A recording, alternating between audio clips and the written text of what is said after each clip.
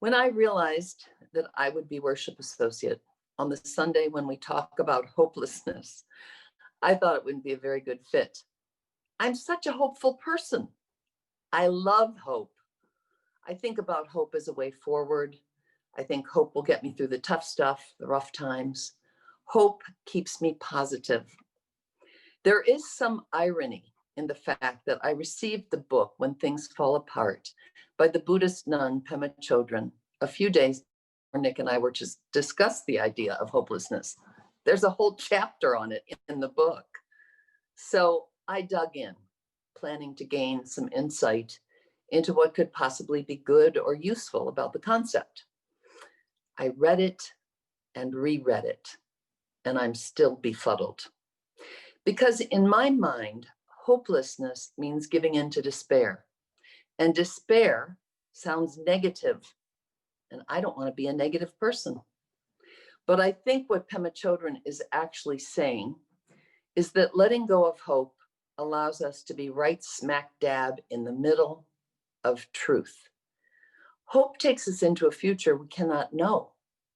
And letting go of hope allows us to be in the moment, a Buddhist notion for sure that keeps coming out of the book. And then we can reckon with reality without blinders or veils. Hope makes us feel good, but it may not really function in the way we want it to or believe that it should. So anyway, I danced around this idea of hopelessness for a bit. I let myself sink in and really feel the reality we are living in. And I let hope drift away. If you're like me, you're reading a lot these days. And the more you know, the more there is to feel anguish about. The reality of racism alive and well in our country, the notion of greed and self-centered, mostly white people at the heads of giant corporations and social platforms that dominate how we live, the reality of poverty in our own community and beyond, climate change and the devastation of our planet. And oh, right, we're in the middle of a pandemic. On and on, the list is long and mighty. When I sat in this reality without any dreamy notion of hope, I did not fall into a morass of depression and sadness. I felt like the same me, with maybe a touch more resolve. Maybe removing hope from the equation allows more room for action, for acceptance that there is work to be done and there may be no reward in sight. But then I think about the Georgia elections and Stacey Abrams literally going from door to door to get out the vote. I think about Greta Thunberg taking on the world and climate change. I think about our very own UUs at the hot meal site. I think about the brilliant words of Black writers whose voices are finally being heard. I think about all the activists doing the work of social justice. And that list is long. And uh-oh, there it is. Is that a glimmer of hope? I have to laugh. I don't know if it's hope or if it's faith or if it's just a wave of joy that there are good people in this world and I'm lucky to know a lot of them. Should we hold on to hope? Maybe not. Let's ponder this together this morning. Well, let's see here. Hopefully everyone can hear me all right. We're going to be looking for our Wonder Box. Seems like I'm misplacing it more and more these days. Oh, okay, well, I guess this will have to do. Let's see here. I don't know if you can all see this. This is more of a Wonder Loo or a Wonder Potty of sorts. This has not been used yet, but it reminds me of something very interesting about this part of the world versus another part of the world. And I want you to listen for a second. Could you hear that? It's so realistic. But one of the things that you might know if you're young or juvenile still in your adulthood is that the water, I've heard, I haven't been, but that the water here rotates a certain way when you flush the toilet. And another part of the world in Australia goes a different direction. Have any of you been to Australia? I'm not sure if some of you have. I feel like that's reason enough to go to Australia. But from what I've heard, Australia can be a pretty nice place for certain things. And you know who was telling me about this? A friend of mine called me up. His name is Alexander. Some of you may have heard of him. He's kind of like Harold, but a little different. Harold is full of wonder and imagination. Alexander, he just kind of has a tough time a lot. And this one time he had this horrible, terrible, no good, very bad day that just made me really feel for him, because everything that could go wrong went wrong, and he really felt like it was just a, pardon my French, poopy day, which we all have. A lot of you have. Sometimes, like Jan mentioned this morning, everything that could go wrong on the same day. And at the end of the day, at the end of the book, or at the end of all of these bad events, sometimes we wish that it ends with this positive turn, right? This kind of happy ending. And sometimes it doesn't come. My friend Alexander, he was saying that he really wanted to go to Australia because in Australia, I'm sure these bad things wouldn't, he said, I'm sure these bad things wouldn't happen to me. You know, it's interesting though, we have another friend named, I'm trying to think of a good Australian name. Nicole. Is she Nicole Kidman? Is she? I think so. So she was saying that she has in her stories of days when it goes really, really bad, they say, we don't want to go to Australia, we want to go to New Zealand. And on and on, and actually in the publications, that's true, that in every location where this is published, this story of trial and bad things happening to people on a given day, there's a different destination to where all might be righted, all might be well. And so we can't go to Australia. That's part of the story here today. I told my friend Alexander, I said, you can't go to Australia, and sometimes your days are just a little crummy. Sometimes it's just a mess, it's a wash, and you have to wake up the next day and work to make it better. So today we're going to be talking a lot about when our days are horrible and difficult, and that there might not be a positive ending to them. That it might not be a Hollywood ending is another way to say it, or a storybook ending, kind of a fable of sorts, but instead it might just be a really bad day. And for some, they don't just have one day in 1,000, one bad day in 1,000, they might have a lot of bad days in a row.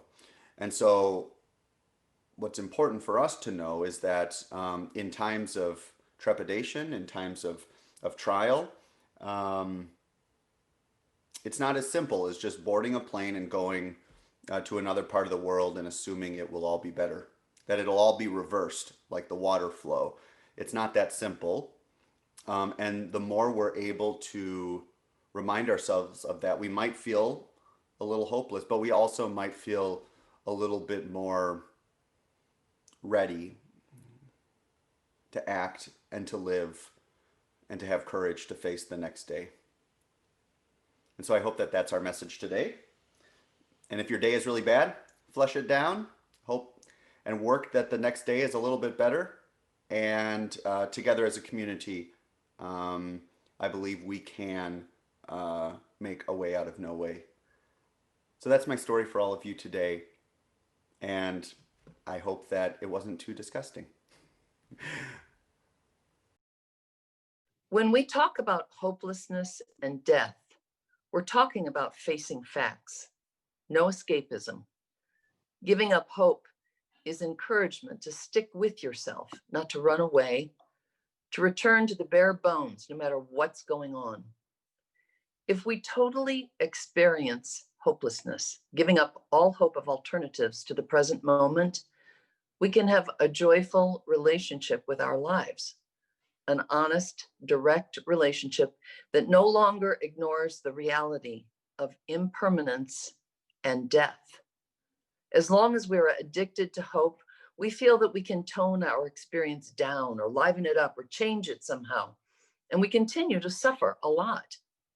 In a non-theistic state of mind, abandoning hope is an affirmation, the beginning of the beginning. You could even put abandon hope on your refrigerator door instead of a more conventional aspiration like every day and every way I'm getting better and better. We hold on to hope and it robs us of the present moment. If hope and fear are two different sides of the same coin, so are hopelessness and confidence.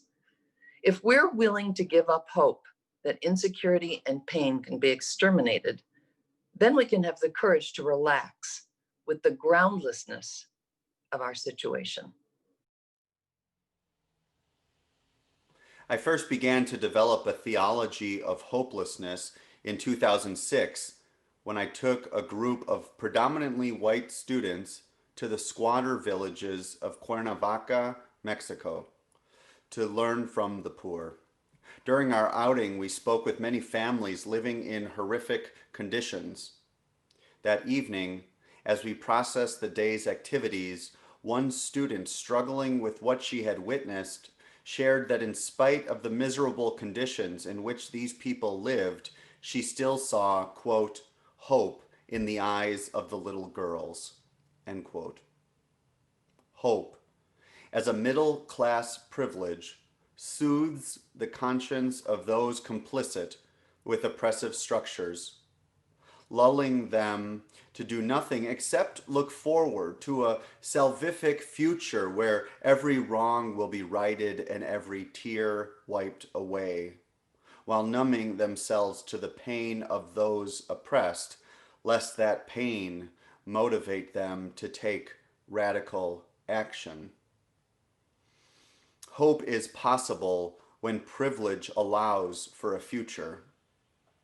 But for so many from minoritized communities where surviving into adulthood is itself a challenge, and where skin pigmentation ensures lack of opportunities to wealth and health, hope runs in short supply.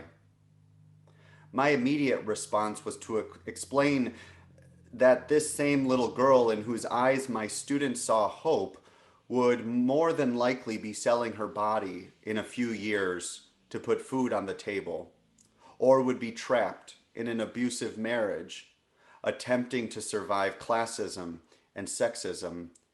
So I wasn't sure what kind of hope my student detected. Among the disenfranchised, the dispossessed, the least of the least, I discovered an ethos where hope is not apparent. Rather, it is imposed by those who might be endangered if the marginalized were to instead act. This Sunday, I continue an exploration on the theme of hope and its role within our individual and collective lives, both here at UUCCI and beyond our real and virtual walls of ministry.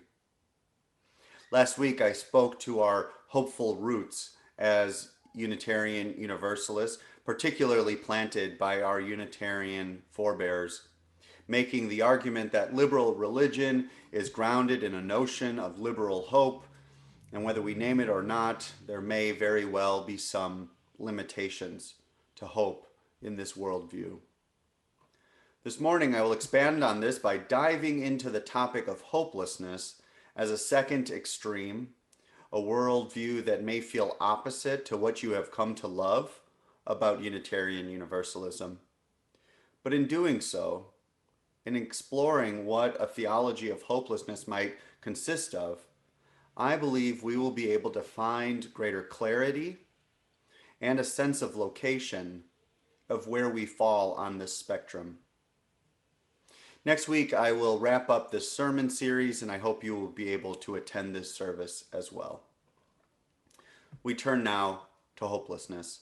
And I must say off the bat, this was painful to write, painful to choose as a sermon topic, and I expect it might be somewhat painful to deliver. You see, I am stubborn. I am committed to hope, and I'm committed to you and this world and those that are marginalized and thus in my stubbornness, I do not want to give up hope, to stop fighting, to concede, to be hopeless. But at the same time, I know that my worldview is limited, that I, like you, can only see a glimpse of truth and meaning, only glance for a moment at the divine or mystery or wonder or whatever you might call that which is sacred. And sometimes in the midst of friction, in times of dissonance, I have noticed that walking towards these alternative, paradoxical ways of thinking, feeling, and being in this life can prove to be transformational, can truly make all the difference.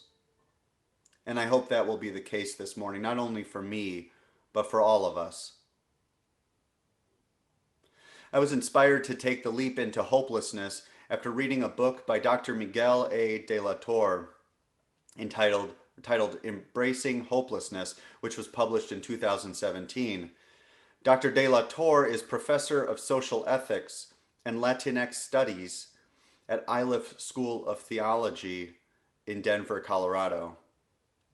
Born to a religious family in Cuba, he emigrated to the United States with his family when he was 6 months old and has been shaped by the intersection of religion, race, and ethnicity ever since. This particular book, Embracing Hopelessness, is a theological work, which is to say, it makes a proposition, an argument. More accurately, it offers a worldview that sets out questions of ethics and implication for the individual, the collective, and for all of society. Rooted in Christianity, Dr. de la Torre's theological goal is to develop a countercultural theology of hopelessness, something, as we will see, is pretty much the exact opposite of the whole notion that Christianity is predicated on. And as a liberationist, rather than a liberal, like liberal religion, liberal theology, which Unitarian Universalists are identified with, he is very specific about his intent. Namely, instead of making an argument that we should hope for liberation, we should in fact strive to liberate ourselves from hope in the first place. Not liberation through hope, but liberation from hope. This is how he frames it. Dr. de la Torre writes, quote, "The first step toward liberation requires the crucifixion of hope. For as long as hope exists, the world's wretched have something to lose, and thus will not risk all to change the social structures. The realization that there is nothing to lose becomes a catalyst for praxis. I argue that by embracing hopelessness, a peace surpassing all understanding will equip us to engage in radical praxis that might make our short and brutal days upon this earth a bit more just." Now, there's a lot in that quote, so let me break it down. He uses an essential word in Christian theology, namely crucifixion. But he does not do so referring to Jesus, who in the dominant Christian tradition is the embodiment of hope, of liberation and hope specifically for life everlasting. No, in a severe turn in argument, Dr. de la Torre says liberation will be dependent on the crucifixion of hope itself. Because while hope still lives, while hope still flows, hope for a better tomorrow, a better future, there is not clear enough incentive or urgency in his mind to change the social structures of oppression, suffering, and inequity. As he says, when hope still exists, there is still something to lose, and thus humanity will defer engaging in this radical and desperate work of praxis. This is the second word that might have jumped out to you from his quote. Praxis is sort of this iterative process of engaging theory or ideas and practicing them, refining them, and ideally improving on them over time. It's a philosophical term, but it is also a sociological term. And I'd say it's very relevant to the work we do in this community at UUCCI. But Dr. De La Torre argues that if we are not desperate enough, we will engage in a less than radical praxis if we choose to act at all. On the other hand, if we come to let go of hope and practice embracing hopelessness, we may derive a different way of being through this life we share together. Now let me take a step back. Because if you're feeling anything like Jan was feeling when I talked with her about this service topic a few weeks ago, you might be saying, whoa, I don't know if I want to go down this road of hopelessness. I'm fine going down this road of hope. Well, just hear me out. It was at this point that Jan, Miss Hopeful, Miss Happy, shared with me a recent book she had been reading by Pema Chodron called When Things Fall Apart. And now this might be a book you're more familiar with. It's pretty popular and has been around for a while. Jen told me she'd been enjoying it, except for this one chapter that was really getting to her. It was coincidentally on the topic of hope and hopelessness. And so as we talked on the phone, I just sort of sat back and listened and nodded. And then it seemed that Jan's conclusion was similar to mine. I don't like the feelings, nor did she, that this topic is bringing up for us, but it probably is something we should engage. Pema Chodron is a Buddhist nun, and thus her worldview was shaped from an entirely different vantage point than Dr. De La Torre. However, in her writings on hope and hopelessness, it becomes clear that there are some real connections between the two. Take some of these words that Jan read this morning. Pema Chodron writes, as long as we're addicted to hope, we feel that we can tone our experience down or liven it up or change it somehow, and we continue to suffer a lot. We hold on to hope, and it robs us of the present moment. Not surprisingly, the Buddhist argument turns to the question of the present moment. Moreover, it reaffirms a major Buddhist teaching of non-attachment, in this case, hope, representing an attachment to the not yet future, and thus a source of suffering for many. Perhaps a distinction between Chodron and De La Torre would be that the Christian argument suggests the source of suffering comes from forces outside the self, beyond the self.